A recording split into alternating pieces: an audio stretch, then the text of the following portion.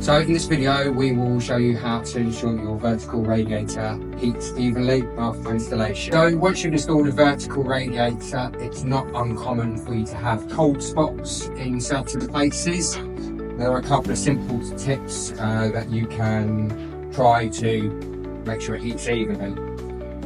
First of all, what we're doing is what's called backing down the lock shield.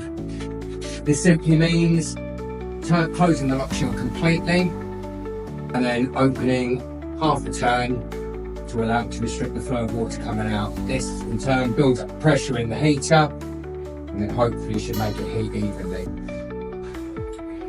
Now if that doesn't work, what you would next need to try is to check that your valve, if you're using a TR valve, in this instance we have a TR valve on here which is not bi-directional, so therefore it has to be on the side of the flow.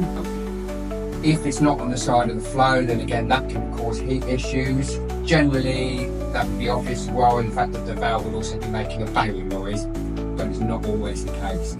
So like I say, check that the valve control head is on the right side. Now if backing down the lock shield doesn't solve it and the valve control is on the right side, then what you're going to need to do is to check that the radiator's been fitted with the diverter closest to the flow into the radiator. So for example on here, the diverter is just on the second section, so the water hits it, pushes it up the rad, meaning that it will then heat evenly throughout.